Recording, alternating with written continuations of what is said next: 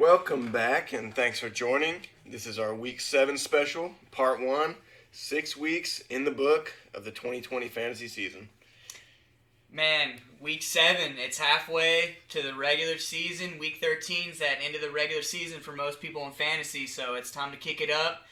Just look at some deep playoff stuff, some deep stashes. We're about to get into it. We're hoping to bring you some valuable segments here on, long term, how to look, for guys to acquire, what are the different, who's going to finish top 12 the coming weeks. First of all, we got a write-in from a good friend of ours, Trey Big Dick Hicks. He sent us one of his rosters in a league, and he wants us to kind of break it down. What are some opportunities to improve it? Things like that. So we'll touch on that very first. Second, we're going to just throw a couple deep bench stashes. If you're in a deep league, 10, 12 teams, and you've just got a spot you don't know what to do with, some guys that are probably available in your league that you can hold on to, provide some upside down the road. And then we're going to cover the last week top 8 QB finishes and the top 12 running back and wide receivers. Some guys we think repeat that, some guys we think are not going to repeat that, as well as some newcomers, some guys that we think are going to finish on top. And at the very end, we got a little special thing where we make a not-so-friendly wager with each other. So let's kick it off with Trey's team sent to us in an ESPN league. And man, his team is stacked, but with wide receivers, man. He needs a running back. His top 2 running backs right now are Derrick Henry, DeAndre Swift, and he's flexing Fulgham right now because he doesn't have any backs. So, and he's got Mostert hurt, and his only other bench back is Damian Harris, and he's got Austin Eckler on IR. So at the quarterback position, he's got Lamar Jackson, who's on bye, so he's rolling out Carson Wentz this week on Thursday night. I like that. He's coming off a pretty big game. I think he's a good stream. Like we said, at running back, Derrick Henry, DeAndre Swift, and Damian Harris are the only healthy guys.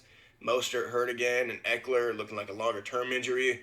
But then at wide receiver, he has just got a lot of quality pieces. Robert Woods, CeeDee Lamb, and T. Higgins are starting this week. Fulgham in the flex.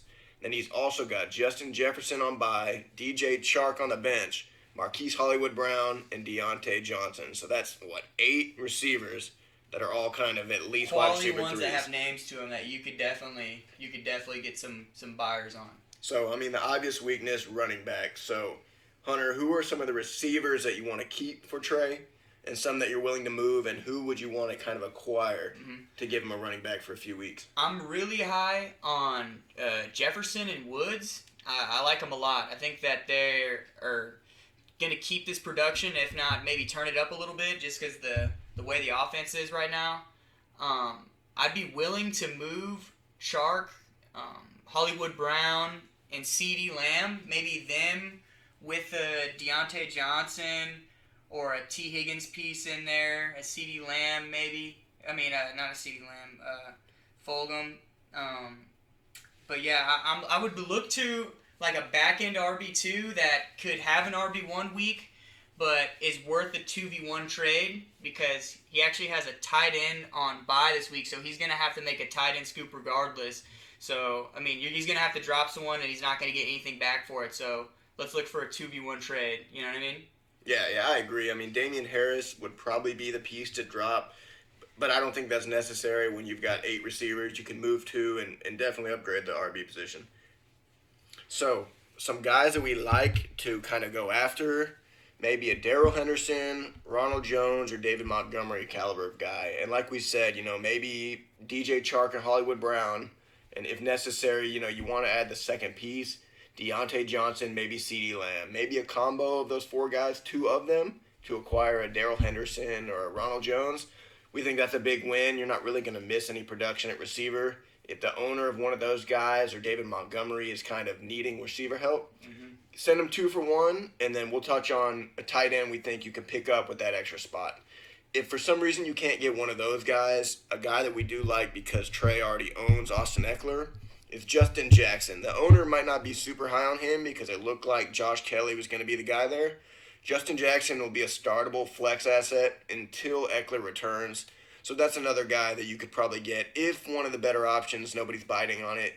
2 for 1 trade seems like almost a must this week for Trey. So even Justin Jackson's not a bad move. Yeah, and the 2v1, it feels bad. Like if you do the Justin Jackson, like man, the 2v1, but you're gonna drop someone regardless. So might as well free up the spot on your own, get some value out of the players instead of just dropping them and let someone else scoop them up. And so we touched on a little bit the tight ends. We think that you could scoop if you acquire the 2v1 trade that we're talking about. First on the list, the top tier. He's probably owned, but if he's not, Darren Fells. We talked about it all the previous weeks. If a single tight end emerged out of the Texans offense, they'd be ownable. Fells is a really good one. The second tier kind of guy we're looking at that's probably more available than Fells, Austin Hooper Scooper. Got to get the Pooper Scooper in there. And then if he's not available, the deep dive, which should be there, is Richard Mr. Rogers. He should definitely be there. Those are 3 tight ends that you could look to scoop and spot start this week while Andrew's on the bye. Because even Richard Rogers, this week we know Ertz is out. Dallas Goedert, so far no news on him being activated, and the game is tomorrow night, Thursday night. So Richard Rogers is a safe enough play that you figure would at least get a few grabs. Probably won't leave you with the goose egg. So those are kind of the tiers of tight ends we're looking at. Not like Gesicki will. Shout out to the users. Shout out Bob. Shout out some of the boys. Yeah. They fired up Gesicki. So did I. Hey, we do our best. Sometimes the obvious just does not transpire. That's what makes fantasy great, but also so the evil. 2 rando tight ends get both of the goal line fades. I don't know if y'all saw that, but oh man, it made me cringe. Not only because I was starting him, but I told y'all to start him. Man, I left game day early. I left watching it with the boys early because of stuff like that. It was bad. So Trey, we hope that helps you out. Your wide receiver core, you've got 3 or 4 guys that are wide receiver 2s. You can't start them all. We're thinking package 2 of those for a Darrell Henderson, David Montgomery, Ronald Jones type guy. If not, maybe Justin Jackson to acquire, considering you've got Eckler. So, hey, anyone else want to send us some roster questions, anything like that, feel free. This is something that we like to do. Yeah, at Fanbros Podcast on Twitter. We're starting a YouTube. We'll link that at the end. But yeah, for any of the questions, at Fanbros Podcast on Twitter. So, we're going to touch on last week some of the top performers at 3 different position groups. First, quarterbacks and the top 8. In this order, in a standard scoring league, this is how they finished. Deshaun Watson, Matt Ryan, Kyler Murray, Carson Wentz, Ryan Tannehill, Lamar Jackson, Phillip Rivers having his first good game, and Jimmy Garoppolo. So, of those 8 guys, who are some people we think are going to join the top 8 this week who weren't in it last week? Personally, Aaron Rodgers for me. He had that just the weirdest anomaly game ever for Aaron Rodgers. Debatably his worst professional game ever. I don't know if y'all watched the game. He literally sold out on a goal line dive for a touchdown, which should have counted. He didn't get touched. His knee touched the ground right before it happened. It was insane, and then it was all just downhill from there. I don't know if he got the wind knocked out of him, if the Percocet he takes pregame wore off from the hit. I'm not sure, but he was not seeing Devontae Adams, and it was bad. It was bad. I think this week he bounces back, and he bounces back in fashion against a very bad secondary that's susceptible to the burn like some grass Pokemon, which is the Houston Texans. I think he gets it in this week. Yeah, I could see that. And Aaron Rodgers, after he ran that one in, he gave us a little Key and Peele celebration. Oh, that Key and Peele. With the 2 humps, did not quite go over the third to get the penalty. So, hey, that was a great celebration. Unfortunately, it didn't count for him. Aaron Jones ran it in. That was just a weird game. Houston is just getting dusted. So, yeah, Aaron Rodgers is a good pick. Definitely. Mine is going to be Matthias Stafford, Detroit Lions quarterback versus the Atlanta Falcons. So last week, the Lions were great. Matt Stafford allowed 3 touchdowns to be run in from the 1-yard line. So that's a little bit hard to, assume it's going to happen every week. So give him 1 or 2 of those touchdowns on the ground. He had a huge game. And this matchup's even better. The Falcons are no good. It should be a very high-scoring, high over-under game. So Matt Stafford, I think he throws 3 touchdowns this week and easily gets in the top 8. Yeah, Falcons looks like they had a little bit of that juice last week, which could be good, make it kind of competitive. And what Greg said, that they're not going to have 3 running backs take it in this week when you got Galladay fired up and you got Hawkinson in there too. Matt Stafford looks like he got a good connection with both of them, especially in the goal line. So I like that a lot. So we're going to move on to the wide receivers. Last week, the top 12 receivers in this order in standard scoring. We had Justin Jefferson, 1 overall. Julio Jones making an appearance. Christian Kirk, Will Fuller, A.J. Brown, Amari Cooper, Chase Claypool, who, man, that's what, 3 in a row for him? Mm-hmm. Keelan Cole, Travis Fulgham, T. Higgins, Calvin Ridley, and Brandon Cooks. That was the top 12 in standard scoring. So, from those guys, I'll go ahead and say one that I think does it again, even though it might be not as obvious as people think, is Will Fuller. So for one, they're going to have to throw just about every game, and they're playing a potent Packers offense like we talked about. So they'll have to keep up. Now, Will Fuller might see a lot of Jair Alexander, the best cornerback, who's pretty locked down for the Packers. But in a game script like this, it's hard not to imagine he catches at least one deep ball, probably extends his touchdown streak to 5. So for me, Will Fuller finishes in the top 12 again in Week 7. For me, my one that's going to stay is definitely Calvin Ridley. I know people kind of may be nervous because Julio kind of looked primal last week. He kind of looked like Julio of old. Calvin Ridley is still a beast, an animal, one of the best route runners in the NFL. And I think Julio getting fired up and showing what he can do is only going to clear it out for Calvin even more. I think Calvin repeats this week as well. So a guy that I think does not come back to the top 12 in Week 7 is T. Higgins. Now, I like the talent. I like the matchup against the Cleveland Browns. It's just a matter of they've got 3 pretty good receivers. I'm not going to pick one of them, being Higgins, to be a top 12 guy because I think only one, if any of them, will do it. So just because the ball probably gets spread around this week, I like Tyler Boyd, even A.J. Green showing some life. I don't think T. Higgins gets back into the top 12. Not to say he's not a good play, but not top 12 this week. Yeah, mine's going to have to be Christian Kirk. They're scheming him up, and it looked good. He got the goal line sweep. He got that beautiful pass from Kyler to just destroy me in a league. But that aside, I don't think he repeats because DeAndre Hopkins wasn't really getting it going, and that's not typical of how it's been this season. And I just don't think that Kirk is going to get all the looks like he did last week. Not that he got all the looks, but he got the goal line look. And I think it's just going to be more of DeAndre Hopkins incorporated. And if he doesn't get a bomb touchdown, he's really not going to be a top 12. And I'm saying he's not going to get a bomb touchdown. So we each want to also add one guy that we think was not in the top 12 last week that comes in it this week. And I think that is Kenny Golladay in. The matchup's great. I mean, he had a good week. It's his first week over 100 yards. And, I already touched on Matt Stafford. I like him this week. And what does that mean? A lot of Kenny Golladay against the Atlanta Falcons. So I think 100 yards and a touchdown is a very likely outcome for him, which should put him comfortably in the top 12. So he's my guy this week to get back in the top 12. Mine is Tyreek Hill. And if you've been a Tyreek Hill owner in the past, you know the only stipulation with Tyreek is it comes in bunches, and then sometimes he can have a dud game.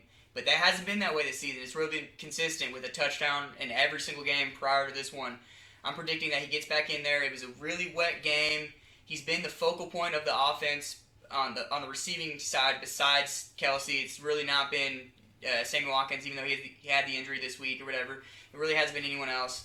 The game was wet. Even Josh Allen couldn't throw the ball. So if you have Patrick Mahomes and Josh Allen not being able to throw the ball, it kind of signals why he wasn't in there this week. So I think Tyreek definitely bounced back this week. It's 60 yards and a tutty and probably gets in the top 12. So that wraps it up for kind of our wide receiver overview. Running backs who finished top 12 last week. This is standard scoring, so if you play PPR, it might change a little bit, but generally these same guys will probably be there. So first off, Derrick Henry, and then Kenyon Drake. DeAndre Swift had a big game. Ronald Jones, Clyde Edwards-Helaire, James Conner, David Johnson makes a splash. Joe Mixon, Myles Gaskin, who the arrow's pointing up on him, Adrian Peterson, so that's 2 Lions backs in the top 12. James Robinson, and the last one was Jonathan Taylor. So who's a guy, Hunter, that you think remains in the top 12 this week? Remains in the top 12? I'm going Rojo. I think Rojo is the lead dog in there right now. They're fired up. They got it going. And he looks like we thought he would look. He's running hard. He's running through arm tackles, and he's kind of catching the ball a little bit, but he's not. He still looks kind of like a robot when he's going out there on routes, but he looks really good right now. I'm going with Rojo. So the guy that I think does it again is James Conner. It's just pretty crazy. I mean, week 1, he got hurt. It was an anomaly. Ever since then, he's been great. Tennessee is just giving up a lot of points. I mean, look at the other guy on the list, David Johnson, just had a top 12 finish against him. So I think James Conner's a pretty easy pick to finish top 12 once again. For guys that are going to not get there this time, I'm going to go with, and as an owner, I'm hoping I'm not right, but Joe Mixon. The Browns, I mean, the name doesn't sound intimidating. However, run defense-wise, they're pretty much a top 5 unit. Joe Mixon already played them once, and he had his season-low rushing yards. I don't even think he had 50 yards, no touchdowns.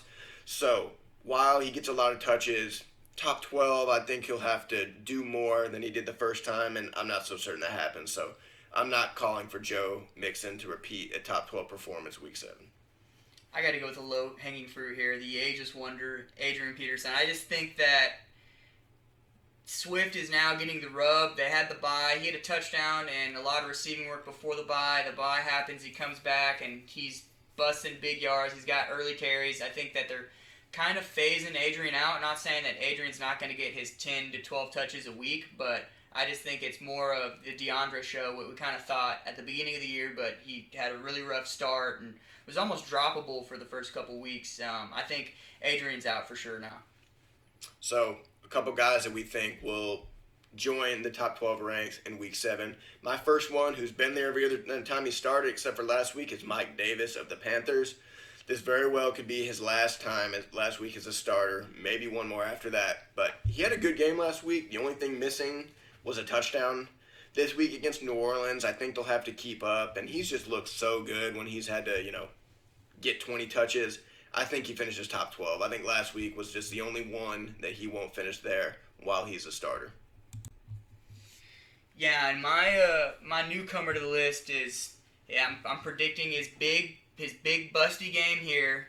We've talked about him on the podcast, Antonio Gibson, the freak from Memphis, like they all are. Dallas's defense looks beyond washed. They are garbaggio, and their run defense was porous. So I think that he's really going to show out this week. Maybe he has, like a 30-yard carry for a touchdown. He's going to have the receiving work like he's been having the past couple weeks. I really think Gibson's time to shine is this week. He's going to have his first big game. So that's kind of recapping 3 of the main position groups from last week and this week. Hopefully, gives a little bit of insight into who we like as starts of the week type thing. So what we want to do now, at this part in the season, the waiver wire gets pretty thin. So if you've got an extra spot in a 10, 12-man league, that you just want somebody that might have upside, not really just a spot holder, we've got a few ideas for you. So Hunter, touch on 1 or 2 guys that you think's a good deep bench stash if you got an extra spot. I don't know if y'all are on Twitter. You follow those Twitter insiders. You need to get on that. You need to get the scoops. But Antonio Brown has a lot of interest around the league, evidently. It's not just with Seahawks. And honestly, if he goes to the Seahawks, I don't think that's really any upside. I don't think he'll have a role. We saw that with Josh Gordon. He really was just kind of, taking some bodies away on defense. But if he goes to a team, there's rumors maybe the Houston Texans. If he goes to a team like that, man, that's a really worthy stash right now. And go and see if Antonio Brown is in your league. You can stash him right now. I mean, he's in a unique situation where he's just an absolute head case. But if he's on 90% of his game, he's one of the top 15 receivers in the game, no doubt. No doubt. So somebody I want to touch really quick. Something I like to go after is high upside handcuffs. Even if you're just going to hold for 2 weeks, you never know if a guy gets hurt. So maybe a Jamal Williams, Tony Pollard, Benny Snell, somebody of that realm where if the main guy goes down and this person's not cuffed already, they've got the opportunity to step into a starting running back role. So I like those guys. But beyond that, James Washington, receiver for the Pittsburgh Steelers, he had a pretty big game last week, and with Deontay Johnson battling injury and Juju being on and off the injury report, if one of them is not playing that week, I think you could do worse as a kind of a flex play. And long term, he might kind of show out, him and Claypool might be the 1 and 2 in that offense. So he's probably not owned. He's coming off a good game.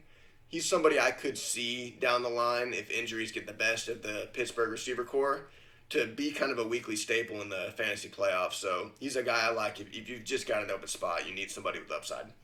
To touch on that, if you're also in a keeper league, that's also a nice little keep because it kind of looks like Juju's going to walk after the season. Not that you would hold this person all year long, but per se, that's a nice little keeper scoop right there. My next deep bench stash is going to be Tevin Coleman. He's on IR right now, and Raheem Mostert has gone down for the second time this year. And if you remember last year, they really believe in Tevin Coleman. He was the Jeff Wilson, getting the goal line tutties, getting all the goal line looks. So he's probably on your wire right now. So Tevin Coleman would be a very nice little deep bench stash that you could maybe pull out. He's projected to come back next week. Worst case scenario, it's 2 weeks from now. But I mean, that's a nice. You could do a lot worse holding someone on your bench than Tevin Coleman right now with the injury wheel going on in the 49er land. And the 49ers, they can support 2 running backs at a time in the week, too. So even if, he's one of the 2 guys, he's got value down the road. And he's got the goal line if you need to. Definitely. So this is probably the last one I'm going to touch on, a deep bench stash. Tua Tagovailoa. Now, this is really deep, really kind of guesstimating what's going to happen, but I just don't see why they would go away from Fitzpatrick unless they saw something they liked from Tua. Now, I don't think Tua becomes what Fitzpatrick was, which was a guy you could start almost every week. But I could see as the season progresses, him being a guy that's interesting. We do see rookies emerge sometimes, and like we're saying, this is really deep. If you're the Dak owner who now you're streaming, if you've got a spot to just hold, Tua's not a bad guy to see how he comes around week 10, 11 going forward. I mean, he's got an excellent, accurate arm in college. He seems to be healthy.